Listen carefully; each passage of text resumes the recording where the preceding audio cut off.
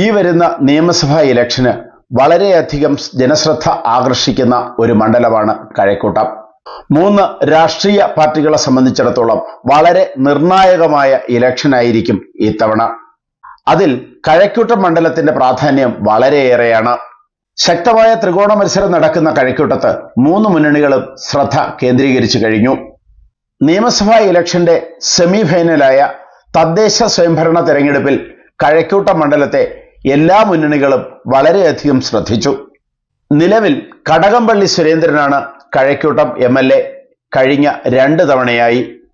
2016 50,079 വോട്ടുകളും 2021 63,690 വോട്ടുകളും 46.03% vote ഷെയറുമുണ്ട് Kadakampally സുരേന്ദ്രന്.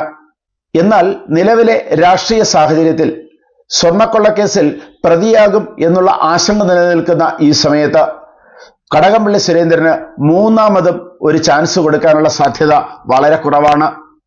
നിയമസഭാ ഇലക്ഷന് CPMന്റെ മാനദണ്ഡങ്ങൾ മാറ്റിവെച്ചാൽ തീർച്ചയായും കടകംപള്ളി സുരേന്ദ്രൻ 3ാമതൊരു മത്സരത്തിന് അർഹനാണ്.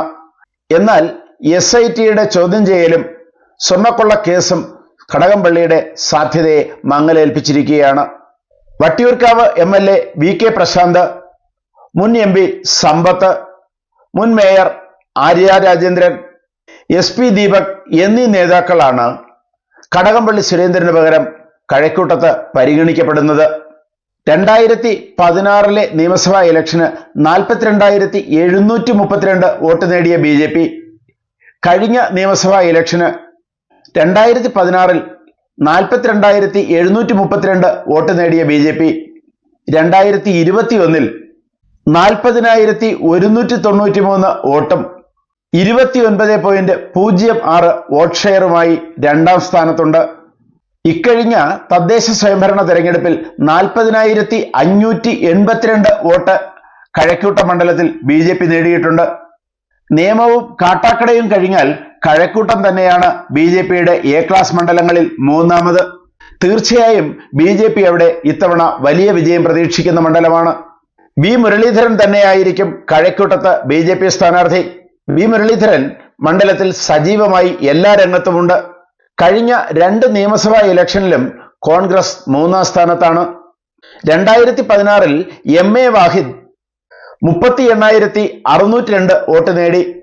2021 SS ലാൽ 32,995 വോട്ടും 23.95% വോട്ട് ഷെയർ നേടി. പുതിയ രാഷ്ട്രീയ സാഹചര്യത്തിൽ മുൻപോട്ട് കുതിക്കാൻ വെമ്പുന്ന UDFനെ സംബന്ധിച്ച് കഴക്കൂട്ട മണ്ഡലത്തിലെ വിജയം വളരെ പ്രധാനമാണ്. നിയമസഭാ ഇലക്ഷന്റെ സെമിഫൈനലായ തദ്ദേശ സ്വയംഭരണ തെരഞ്ഞെടുപ്പിൽ 3 മുന്നണികളും കൃത്യമായി വളരെയധികം ശ്രദ്ധിച്ച ഒരു മണ്ഡലമാണ് കഴക്കൂട്ടം. ജാതി മത സമവാക്യങ്ങൾ വളരെയധികം സ്വാധീനം ചെലുത്തുന്ന കഴക്കൂട്ടം മണ്ഡലത്തിന്റെ വിജയസാധ്യതയെക്കുറിച്ച് സ്ഥാനാർത്ഥി പ്രഖ്യാപനത്തിന് ശേഷം മാത്രമേ കൃത്യമായി പറയാൻ കഴിയൂ. വിജയസാധ്യതയുള്ള മണ്ഡലങ്ങളിൽ കരുത്തരായ സ്ഥാനാർത്ഥികളെ തന്നെ 3 മുന്നണികളും അവതരിപ്പിക്കും.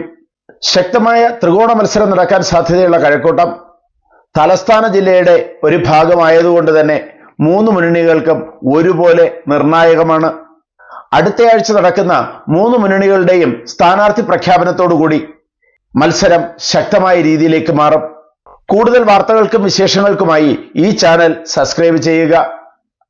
കൂടുതൽ വാർത്തകളുമായി ഉടൻ